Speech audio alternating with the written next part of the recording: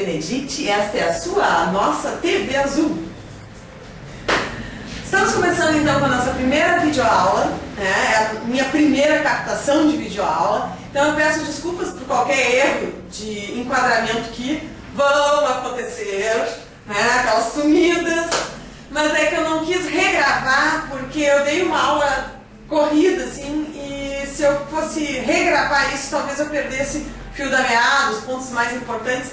Então assim, a parte de enquadramento às vezes pode ficar meio complicada, mas o conteúdo está super legal.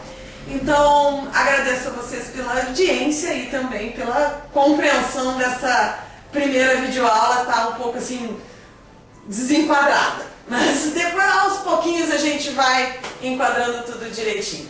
Muito obrigada, fique conosco e vamos à nossa aula. Para começar falando, vamos entrando na tinta acrílica. Tinta acrílica é vendida em loja de artesanato, né? A Lina aqui em Porto Alegre, Casas Lina, Corale,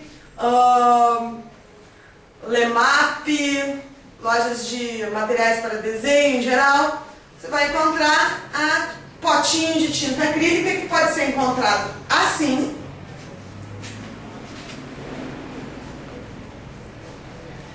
Ou você pode adquirir tinta acrílica assim, que nem é vendida a tinta óleo.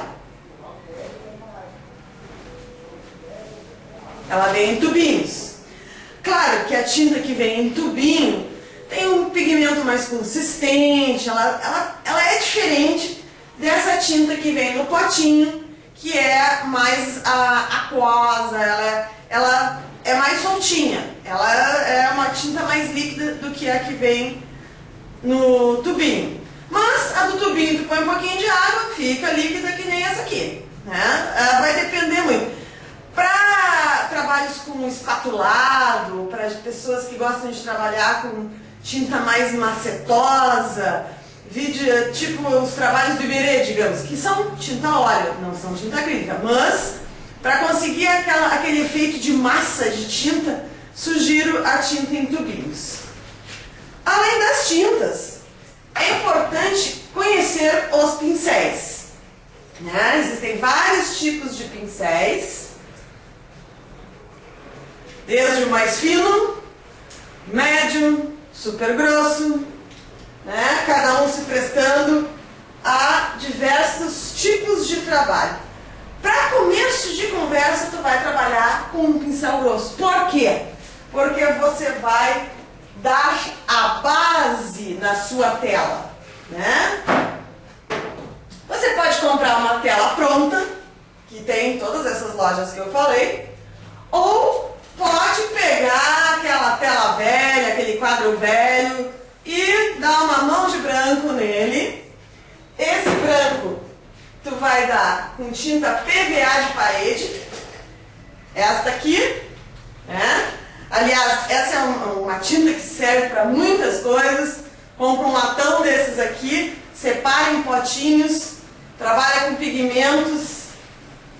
Aliás, deixa eu lá buscar os pigmentos.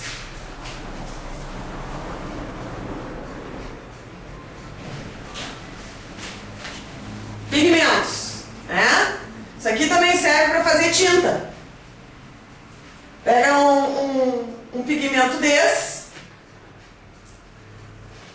separa a tinta PVA num potinho mais ou menos desse tamanho e vai lá adicionando pigmento. Tem várias cores, preto, vermelho, amarelo.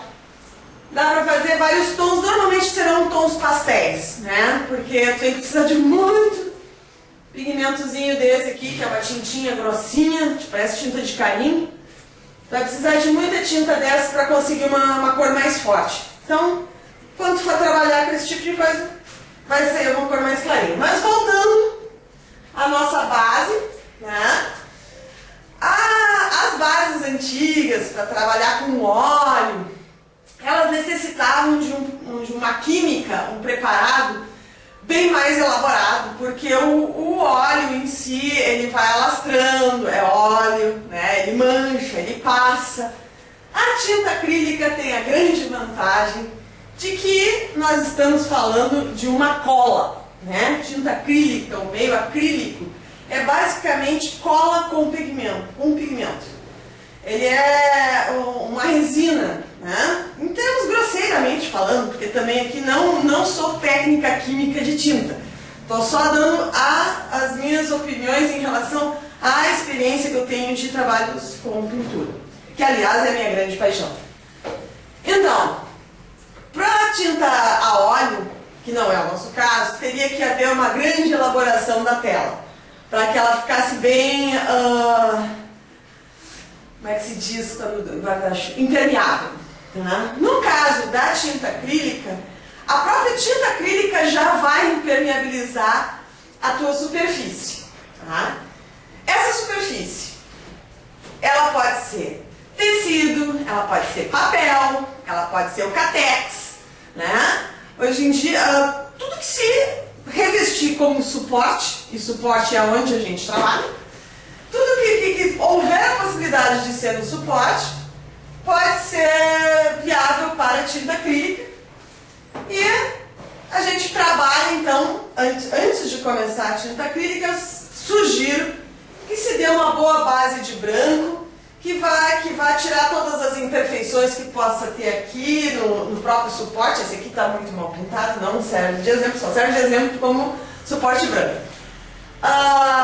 Mas é que eu tenho essa preferência até de deixar essas imperfeições, não do suporte, mas essa pintura não tão cuidadosa, que ela sempre me sugere alguma coisa das suas manchas, sempre pode ser uma sugestão inicial do trabalho. Então, tu vai fazer essa base de branco com a PVA ou com a própria tinta acrílica branca. É que a PVA é mais barata, né?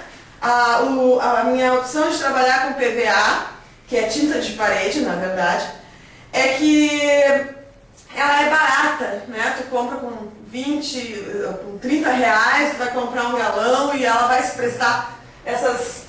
Muitas vezes, às vezes, a superfície que a gente escolhe, dependendo do pano, dependendo do eucatex, do pedaço de madeira, porque sim, a gente pode achar um pedaço de madeira na rua e ele se mostrar uma excelente superfície para um trabalho de pintura.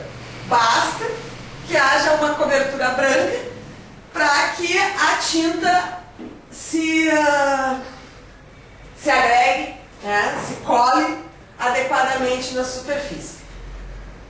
É bom enfatizar que são trabalhos, isso que eu estou falando aqui, não deve ser levado assim, tem que haver esse cuidado quando se pensa na durabilidade do trabalho.